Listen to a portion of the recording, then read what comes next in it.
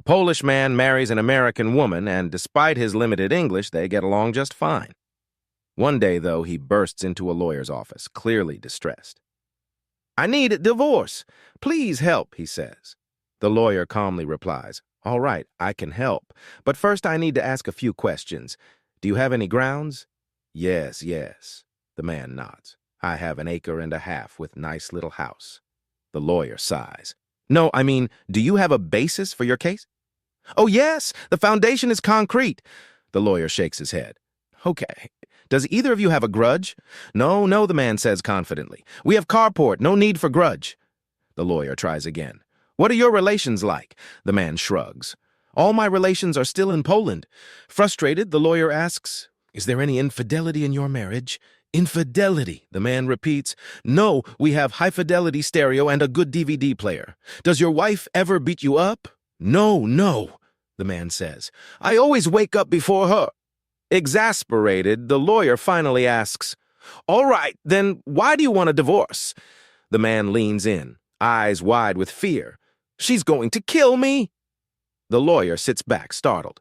"What makes you think that?" "I have proof," the man insists. "She bought a bottle at the drugstore and put it on the bathroom shelf. I can read English pretty well, and it says, 'Polish remover.'" A stingy old lawyer, recently diagnosed with a terminal illness, was determined to disprove the saying, "You can't take it with you." After much contemplation, he came up with a plan to take at least some of his fortune to the afterlife. He instructed his wife to go to the bank and withdraw enough money to fill 2 pillowcases. Then he told her to place the pillowcases in the attic, directly above his bed. "When I pass away," he explained, "I'll grab the bags on my way to heaven." His wife reluctantly followed his instructions. A few weeks after the funeral, while cleaning the attic, she stumbled upon the 2 pillowcases still stuffed with cash. Shaking her head, she muttered, "That old fool. I told him he should have had me put the money in the basement." An architect vacationing on the Riviera ran into an old lawyer friend and struck up a conversation. "What brings you here?" the architect asked. The lawyer smirked and said, "Remember that terrible real estate deal I made? Well, the property caught fire, and here I am enjoying the fire insurance payout. What about you?" The architect chuckled. "Remember that worthless land I owned down in Mississippi? The river flooded, and here I am thanks to the flood insurance." The lawyer paused, his brow furrowing in confusion. "Wait a minute," he said. "How'd you start the flood?" A priest, a rabbi, and a Buddhist monk are arrested for illegal gambling. They're brought before the judge, who begins questioning them one by one. First, he turns to the priest. "Did you play poker yesterday?" The priest quickly mutters, "Lord, forgive me," before shaking his head and answering, "No." The judge then looks at the rabbi. "Did you play poker yesterday?" The rabbi crosses his fingers behind his back and responds confidently, "No." Finally, the judge turns to the Buddhist monk. "You're a monk, bound by your vow of honesty. Did you play poker yesterday?" The monk looks at the priest, then at the rabbi, and smiles. "Your Honor," he says, "how could I possibly have played poker all by myself?" Defense attorney, "Please state your age." Little old lady, "I'm 86 years young."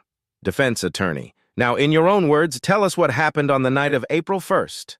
Little old lady, "Well, I was sitting on my porch swing, enjoying a warm spring evening, when a young man crept up onto the porch and sat down beside me." Defense attorney, "Did you know him?" Little old lady, "No, but he sure seemed friendly." Defense attorney, "What happened next?" Little old lady, "He started rubbing my thigh." Defense attorney, "Did you stop him?" Little old lady, "No, I didn't." Defense attorney, "Why not?" Little old lady, "Well, it felt nice. Nobody's done that since my Albert passed 30 years ago." Defense attorney, "Then what happened?" Little old lady, "He started rubbing my breasts." Defense attorney, "Did you stop him then?" Little old lady, "Nope." Defense attorney, "Why not?" Little old lady, "It made me feel alive. I haven't felt like that in years." Defense attorney, "And then?" Little old lady, "Well, by that point, I was feeling all hot and flustered, so I asked him to come closer." Defense attorney, "Did he?" Little old lady, "Oh, he came closer, all right. And then he shouted, 'April Fools.'" Defense attorney, "And what did you do?" Little old lady. I shot him. A couple rushed into town hall just before closing, catching a judge on his way out. They begged him to marry them immediately. Do you have a license? The judge asked. When they admitted they didn't, he sent them to the town clerk, who was just about to lock up. They managed to get the license, but when they returned, the judge noticed they'd swapped their names, his name where hers should be, and vice versa. Back they went to the clerk, who begrudgingly issued a corrected license. When they brought it back, the judge spotted another issue. The date was written in the wrong format. This back and forth went on 5 more times before the judge finally approved the paperwork. Handing the corrected license back, the judge explained, I hope you understand why I was so meticulous. If there were any irregularities, your marriage wouldn't be legally valid, and any children you might have would be, well, technical bastards. The groom nodded and replied, That's funny. That's exactly what the clerk called you. A man was brought to court for adding horse meat to the chicken stew at his restaurant. The judge asked, Why did you do it, and how much horse meat did you use? The man replied earnestly, For the money, Your Honor, but I swear I always kept it 50-50. The judge raised an eyebrow. 50-50, really? Absolutely, the man insisted. Though the violation upset many customers, the judge, impressed by the man's honesty, decided not to revoke his license. However, he ruled that the restaurant must clearly advertise horse meat as an ingredient going forward. Relieved, the man paid his fine and left the courthouse with his wife and a friend. His friend couldn't resist asking, All right, come on, was it really 50-50 or was it mostly horse meat? The man nodded solemnly. It was always 50-50, 1 horse to 1 chicken. A father, mother, and child went to the beach on a hot summer's day. As they arrived, they noticed a black flag flying, indicating no swimming. The boy was eager to jump into the water, but his mother insisted they stay on the beach to relax and play in the sand. After a while, the father, growing bored, turned to his wife. Watch the boy for me, I'm going in. There's no way the water's as dangerous as they say. A few minutes later, the boy turned to his mom and asked, Why can Dad go in the water, but I can't? His mom sighed and explained, Well, honey, you and Daddy are 2 different people. There are some things he can do that you can't. The boy looked puzzled. Is it because Dad is a really good swimmer? No, his mom replied. Is it because he's big and strong? No, she said. Then why can Dad go in and I can't? The boy asked, frustrated. Because, his mom said with a smile, Daddy has life insurance. It was a regular day in 1st grade, and the teacher asked the students to share what their parents did for a living. Some kids gave clear, detailed answers, while others were a little unsure about their parents' jobs. When it came to little Johnny's turn, he stood up proudly and said, My dad cuts people in half. Surprised, the teacher asked, Oh, really? Is he a magician? I don't know, Johnny replied. Maybe he's a surgeon? She suggested, trying to understand. Johnny shook his head. I don't know, he said again. Confused, the teacher asked, Then why do you think your dad cuts people in half? Johnny shrugged and said, Because I have 2 half-brothers and 3 half-sisters. Sarah's parents were excited to meet her new boyfriend. It was the first time the 28-year-old had brought a man home. Her mother had spent all day cooking while her father cleaned the house and mowed the lawn. They dressed in their best clothes, eagerly awaiting their daughter's arrival. At 8 p.m., they heard the doorbell ring. Sarah stood at the door next to a towering man covered in tattoos, his face marked by scars from countless fights. He looked like someone who made a living by beating people up. After exchanging some awkward greetings, Sarah led her boyfriend into the kitchen. Her mother, still in shock, whispered, Sarah, what were you thinking? Why would you date someone like that? He looks like a thug. Sarah, slightly irritated, replied, You've got him all wrong. He's actually incredibly nice and charitable. Her father raised an eyebrow. Charitable? What makes you say that? Sarah smiled and said, Well, this month alone he spent 200 hours volunteering in the community. A couple invites their entire family over for Thanksgiving dinner. As everyone gathers, the children are running late, and the mother-in-law starts complaining loudly, Ugh, your children always late! Eventually, everyone arrives and sits down to eat. But the mother-in-law insists on sitting at the head of the table, and no one has the energy to argue with her. After a few moments, she begins grumbling again. Oh, why is the food always late? Finally, the couple brings out the meal, mostly prepared by the wife. Everyone starts eating, and the evening continues. In the middle of the meal, the mother-in-law announces, "Ugh, I better start clearing the dishes so we can move on to dessert on time." Just as she stands up, the large wall clock hanging above the table suddenly falls, smashing her chair into pieces and narrowly missing her. Everyone is in stunned silence until the bride quietly mutters, "Oh, this clock. Always late." A 15-year-old Amish boy and his father visited the city for the first time. As they wandered around, marveling at the sights, they eventually found themselves in a mall. Almost everything they saw amazed them. But what caught their attention the most were two shiny silver walls that slid apart and then closed again.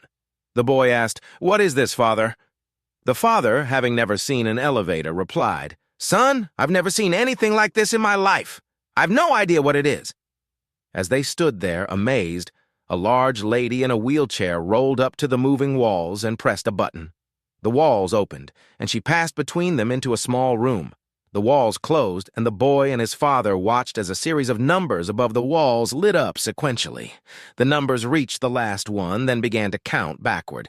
Finally, the walls opened again, and a stunning 24-year-old blonde woman stepped out. Without taking his eyes off the woman, the father quietly said to his son, "Junior, go get your mother." A 5-year-old girl went to visit her grandmother one day. While her grandmother dusted the furniture, the girl played with her dolls. After a while, the little girl looked up and asked, "Grandma, how come you don't have a boyfriend?" Grandma smiled and said, "Well, honey, my TV is my boyfriend. I can sit in my bedroom and watch it all day. The TV evangelists keep me company and make me feel good. The comedies make me laugh. I'm really happy with my TV as my boyfriend." Grandma then turned on the TV, but the picture was terrible. She started adjusting the knobs to fix it, but it wasn't working. She became frustrated and started banging on the back of the TV to get it to work. Just then, the doorbell rang. The little girl ran to answer it and found Grandma's minister standing outside. The minister asked, "Hello, young lady, is your grandma home?" The little girl replied, "Yeah, she's in the bedroom, banging on her boyfriend."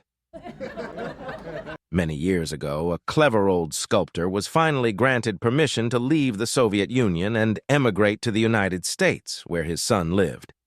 As he went through the Moscow airport, the customs official found a bust of Lenin. Customs official. "What is that?" "Old man, what is that? What is that?" Don't say, "What is that?" Say, "Who is that?" "That is Lenin, the genius who created this workers' paradise." The official smiled and allowed the old man through.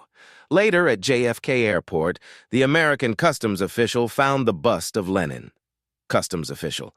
"What is that?" Old man. "What is that? What is that?" Don't say, "What is that?" Say, "Who is that?" "That is Lenin." The bastard. "I'll put him in my toilet for all the years he kept an old man from living a good life." The official smiled and let him through.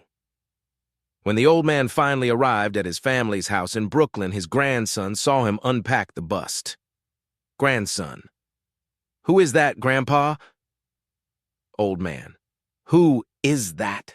Who is that?" Don't say, "Who is that?" Say, "What is that?" "That, my child, is 8 pounds of gold." A woman visited the doctor, looking utterly exhausted. She sighed and said, "Doctor, I feel so tired all the time." The doctor asked, "How often do you have sex?" She replied, "Every single day without fail." The doctor suggested, "Why don't you take a break on Sundays?" The woman looked shocked and whispered, "But doctor, my husband is home on Sundays. How can I say no to him?" One November afternoon, I picked up my daughter from kindergarten. As she climbed into the car, she couldn't wait to share what she had learned. "We learned that boys are different from girls," she exclaimed. I looked in the rearview mirror and saw the top of her head. "Really?" I said, trying to be casual. "What did you learn?" "My teacher told us that boys have a thing and girls don't," she replied matter-of-factly. Well, yes, they do, I said, unsure how to respond. We sat in silence for a moment. Then she spoke up again. That's how girls know that boys are boys, she continued. They see that thing that hangs down, and then they know he's a boy. I calculated the distance home. Our 5-minute drive already felt like an eternity. Did you know that when the boys see a girl, they puff up? She asked. My palms started to sweat. Well, I stammered, scrambling for something to change the subject. But she didn't wait for my answer. It's 'cause it moves when they walk, she said. And the girls see it and know that he's a boy. And that's when they like him. Then the boy sees the girl, and he puffs up. And the girl knows he likes her too. Then they get married. And then they get cooked. I was stunned. Get cooked? I repeated, confused. Yeah, she said, like it was the most logical thing in the world. By the time we pulled into the garage, she had a surprise for me. I drew a picture, she said, pulling something from her school bag.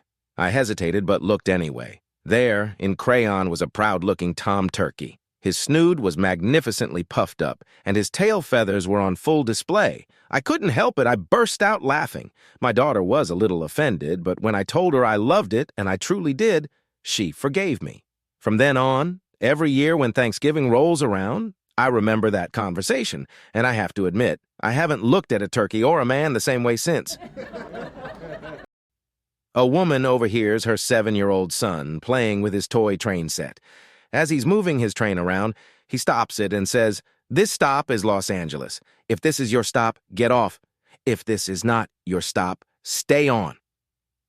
He moves the train for a bit, then stops again and says, "This stop is Seattle. If this is your stop, get off. If this is not your stop, stay on." Upset by his use of foul language, the woman rushes in and sends him to his room for an hour of time out. After the hour passes, she allows him to play again on the condition that he does not repeat what he said earlier. He agrees. Soon after, she overhears him playing with the train set again. After a minute, he stops the train and announces, "This is New York City. If this is your stop, get off. If this is not your stop, stay on. And if you're wondering why the train's an hour late, just ask the cow in the kitchen." A 65-year-old woman suddenly took up swimming, much to the curiosity of everyone around her. "Why the sudden interest in swimming?" they asked. With a sheepish look, she replied, "Whenever my son and daughter-in-law argue, my daughter-in-law always asks my son, 'If your mom and I fell into the water, which one would you save first?' So to avoid putting my son in that awkward position, I decided to learn how to swim." A few days later, her son and daughter-in-law were once again quarreling, and the wife asked, "Now tell me, if your mom and I fell into the water, which one would you save first?" The husband calmly replied, "I don't need to jump in the water. My mom knows how to swim, so she'll save you." The wife, not satisfied, demanded, "No! You have to jump in and choose. Who would you save?" He shrugged and said, "Well, in that case, I'm sorry, but you'll probably drown. I don't know how to swim, and my mom will save me first." Mandy sits down with her mother one afternoon, looking nervous. "Mom, I need to talk to you about something serious," she says. Concerned, her mother stops what she's doing and makes coffee for the two of them. They sit in silence for a moment, and Mandy finally says, "I'm afraid you'll judge me for this, and please don't tell Dad."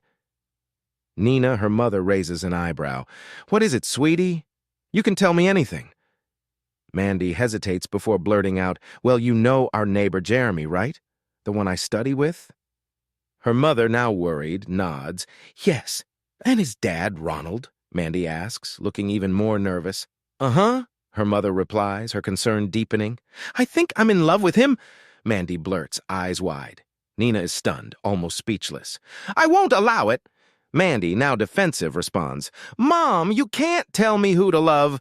Jeremy's dad could be your father," Nina shouts. "I don't care about the age difference," Mandy retorts, upset. Nina sighs heavily. "I think you misunderstood me," she says, looking exasperated.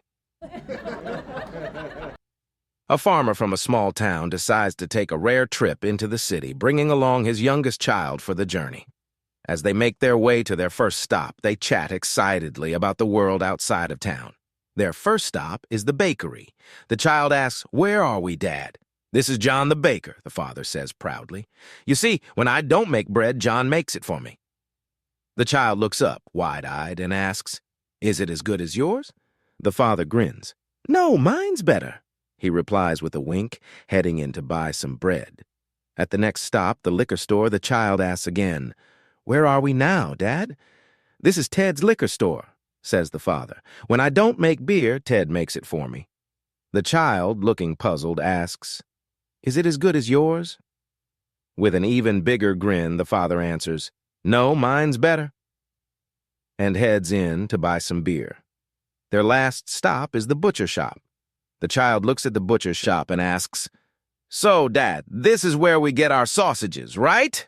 The father smiles and says, "Exactly. This is Tom the butcher. When I haven't made sausages, Tom makes them for me." The child pauses, then confidently says, "And yours are better." Beaming with pride, the father replies, "Exactly," and heads inside to get some sausages. On the way home, they pass a postal truck. The child exclaims, "Hey, Dad, it's Pete the postman." The father, sensing where this might be going, quickly says, "Yes, that's Pete the postman, but we need Pete because your dad is a farmer and can do a lot of things, but I can't do what Pete does." The child nods, then replies, "Oh, yes, Mum says so too." A man rubbed an old dusty bottle, and to his astonishment, a genie emerged in a swirl of smoke. The genie stretched and looked at the man with a grin. "My lord," the genie said, "I am here to grant you one wish. What is it that you desire?" The man thought for a moment and said, "I wish for every woman to respect and obey her husband from the heart." The genie's smile widened and he nodded. "Very well, I will grant your wish." The genie then returned to the bottle and with a satisfied look said, "Just tighten the lid on this bottle and make sure it's sealed tight." One morning, little Johnny turned to his mom with a look of frustration. "Mom, I've oiled my school notebooks, but my work is still not getting done quickly." His mom looked puzzled and asked, "Who told you that oiling it would help?" Little Johnny replied with a mischievous grin, "Well, Mom, you told Dad at night that if he applied a little oil, the work would get done faster." Wife, "Where are you going?" Husband, sounding frustrated, "I'm going to die." Wife, calmly, "Well, take this bag with you." Husband, confused, "Why, I'm going to die, not run errands." Wife, "If you change your mind, just pick up 2 pounds of potatoes and 1 pound of onions on your way back." One day, little Johnny was playing in the park and unexpectedly touched a woman from behind. Startled, she turned around to see a 65-year-old man standing behind her. The woman, puzzled and flustered, asked the old man, "Did you give me a missed call?" The elderly man, with a twinkle in his eye, pulled down his trousers and said, "I'm out of balance." A blonde woman received a text message that said, "If you're smart, send $200, and if you're wise, send $300. The blonde sent $500 and replied, "I'm both smart and wise. Gone are the days when jokes were made about us." An old football player nearing the end of his life calls his wife to make a confession. "My dearest, I'm dying. I must confess, I cheated on you twice during our marriage. Please forgive me." His wife, looking tenderly at him, responds, "I forgive you, my love, but I must confess something too. I cheated on you 3 times. The old man is taken aback. "3 times? Who were they?" The wife smiles sweetly and says, "Well, remember when it was so difficult for you to make the team? I went to the coach and, well, let's say I did something to get you on the team." The husband is shocked, but grateful. "You did that for me? Who else?" "Well, remember when you made it to the team, but no one was passing you the ball? I went to 10 of the players and, let's just say, I convinced them to be more friendly toward you during halftime." The husband's jaw drops. "You did what?" She continues. And remember how during the games nobody in town was cheering for you? Well, a woman walks into Bass Pro Shop to buy a rod and reel for her grandson's birthday. Unsure which one to get, she grabs one off the shelf and approaches the counter. A Bass Pro Shop associate, wearing dark sunglasses, stands behind the register. "Excuse me, sir," she asks. "Can you tell me anything about this rod and reel?" The man, calmly replying, says, "Ma'am, I'm completely blind, but if you'll drop it on the counter, I can tell you everything about it just from the sound." She's skeptical, but drops the rod and reel on the counter anyway. The man listens carefully and says, "That's a 6-foot Shakespeare graphite rod with a Zebco 404 reel intended to be test line. It's a good all-around combination, and it's on sale this week for $20. The woman is amazed. "That's incredible. You can tell all that just from the sound of it dropping. I'll take it." As she opens her purse, her credit card falls to the floor. The man immediately says, "Oh, that sounds like a MasterCard." Embarrassed, she bends down to pick it up and accidentally lets out a small fart. Mortified, she thinks, "There's no way the blind clerk could know it was me who did that." The man rings up the sale, still calm, and says, "That'll be $34.50, please." The woman, confused, says, "But you told me the rod and reel was $20. How did you get $34.50? The man smiles and replies, "Yes, ma'am, the rod and reel is $20, but the duck call is $11, and the bear repellent is $3.50. She looks at him in shock, and he adds, "Don't worry, it's all on sale." Two friends are out on the golf course, ready to tee off. As one friend prepares to take his shot, the other notices he only has one golf ball. "Don't you have another golf ball with you?" he asks. The man replies confidently, "No, I only need this one. It's special." "Are you sure? What if you lose it?" The guy assures him, "This is a very special golf ball. I won't lose it." The friend is skeptical. "What if you miss your shot and it goes into the lake?" "That's fine," the guy says. "This golf ball floats. I can easily retrieve it." The friend raises an eyebrow. "Okay, but what if you hit it into the trees and it gets lost in the bushes?" The guy smiles. "No problem at all. This ball has a homing beacon. I can track it down." The friend is still doubtful. "All right, let's say our game goes late, the sun sets, and you hit your ball into a sand trap. What then?" The guy grins. "This golf ball is fluorescent. I'll be able to see it in the dark." Finally convinced, the friend asks, "Where did you get a golf ball like that?" The other guy pauses for a moment and says, "I found it." Here's a refined version of the joke. A man and his dog walk into a talent agent's office. The agent, clearly uninterested, looks up and says, "All right, let's make this quick. I've got things to do. What's your talent?" The man responds, "It's not me, it's my dog. He talks." The agent scoffs, "Yeah, sure. I don't have time for this. Get out of here before I throw you out." The man insists, "No, wait, I'll prove it." He turns to the dog and asks, "What do you usually find on top of a house?" "Roof," barks the dog, wagging his tail. The agent is unimpressed. "Listen, pal, this is ridiculous." But the man presses on. "Let me ask him one more thing." He turns to the dog again and asks, "How does sandpaper feel?" "Rough," exclaims the dog. The agent, growing frustrated, says, "That's it. I've had enough. Get out of my office." The man pleads, "Just one more question." He turns to the dog and asks, "Who, in your opinion, is the greatest baseball player of all time?" "Ruth," barks the dog. The man smiles triumphantly and says, "See, I told you he could talk." The agent, fed up, stands up and forcibly ushers the man and his dog out the door. As they walk away, the dog sighs and mutters, "Joe DiMaggio." Michael, a handsome man, walks into a sports bar around 9:58 p.m. He sits down next to a blonde at the bar, and both of them watch as the 10 o'clock news comes on. The broadcast shows a man standing on the ledge of a tall building, seemingly about to jump.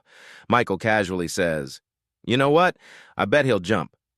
The blonde, not wanting to back down, replies, "Well, I bet he won't." Michael pulls out $30 and places it on the bar. The blonde does the same. Just as they place their bets, the man on the ledge suddenly does a swan dive off the building, falling to his death. The blonde, visibly upset, hands Michael the $30, saying, "Fair's fair. Here's your money." Michael looks at her, then at the $30, and says, "I can't take your money. I saw this story earlier on the 5 o'clock news, and I knew he'd jump." The blonde, still frustrated, responds, "I saw the same story too, but I didn't think he'd do it again." Michael grins and takes the money.